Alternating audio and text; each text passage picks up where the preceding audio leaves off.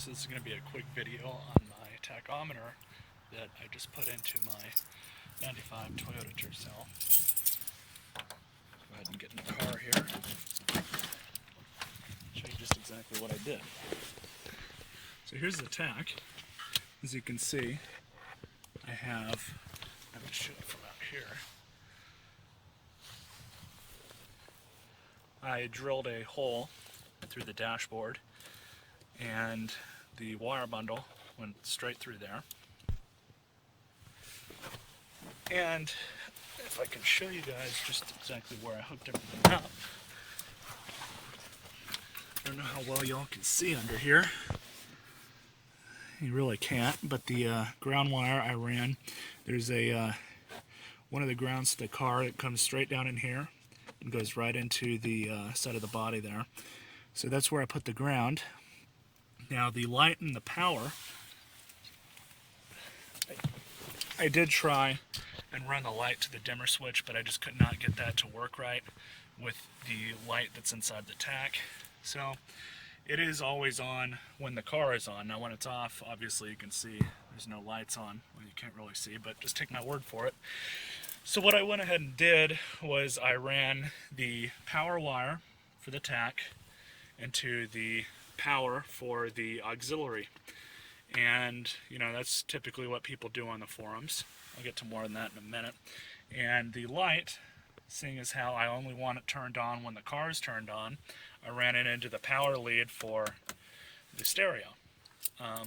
It's actually really easy. All I did was, you know, I had to route the wires a certain way in order to get everything working correctly. Everybody on the forums was saying that I could have ran it through the clock, which I didn't really want to do all that extra work. I don't know how much extra work there was, but I figured it would just be easy enough to pull off this piece, pull out the stereo, and it was easy enough. So I went ahead and did it that way. Before I turn it on and show you guys, I'll show you something that was really convenient that Toyota did with these cars.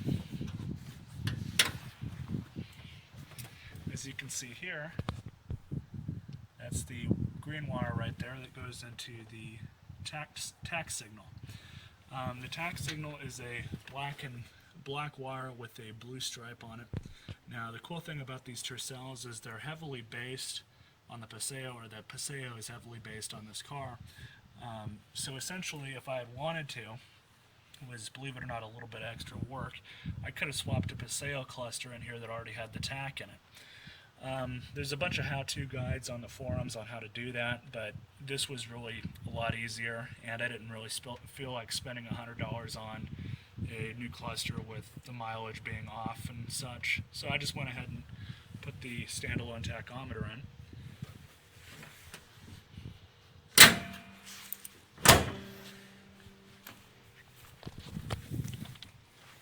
And largely, everything went in as it should have. Now, as you can see, I do have it Velcroed down. It's kind of hillbilly-ish a little bit. That's no big deal.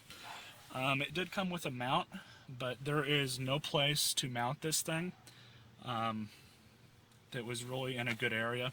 I mean, it was one of those mounts that's made to go on top of here or below your steering wheel.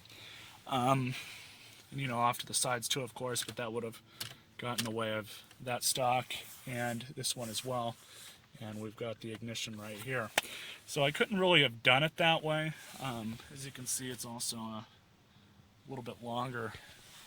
If it was a lot shorter, I might have been able to make it work, but anyways, it's just perfect right there because it doesn't obstruct my view of really anything.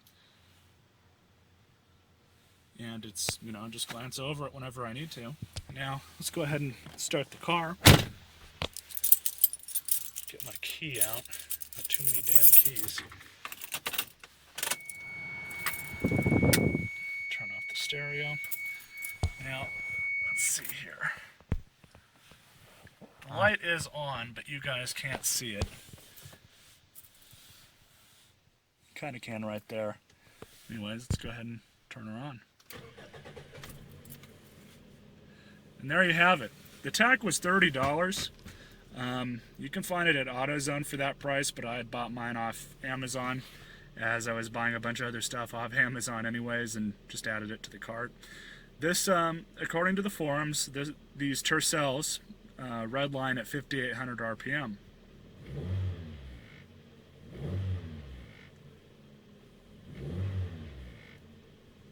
Now, some of you might be wondering what the point is in installing a tachometer in a car that, doesn't have it, but it's automatic.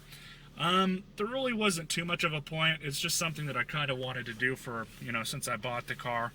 I always like to know what the engine's idling at on the highway and stuff like that.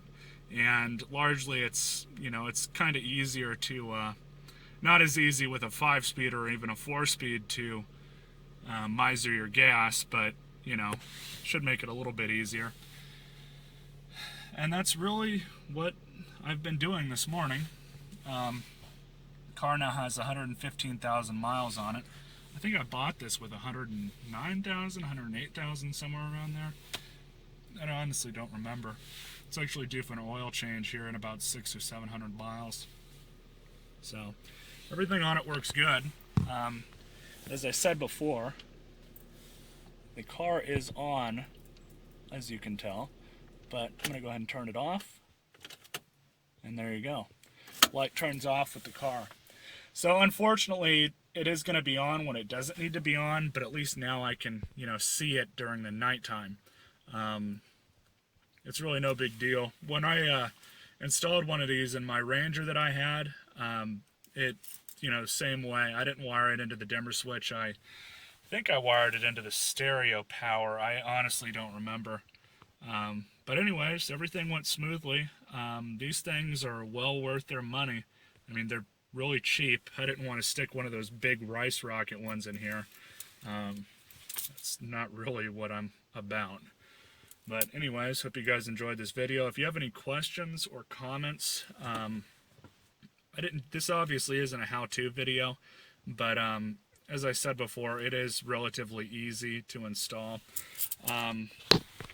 Down here for the tachometer lead, before I forget to mention, there is a plug. It's right on top of the gas pedal, and there's a metal ridge that goes like that, and then all this stuff for the gas pedal is underneath it, like the plunger and everything.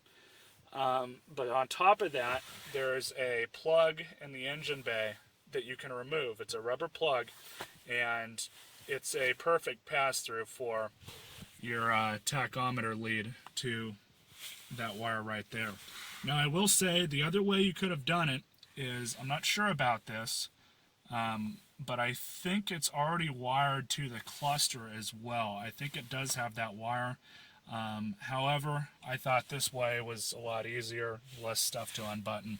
I had to take this part off. I had to take both these two trim pieces off. Obviously, I had to take the stereo out and everything.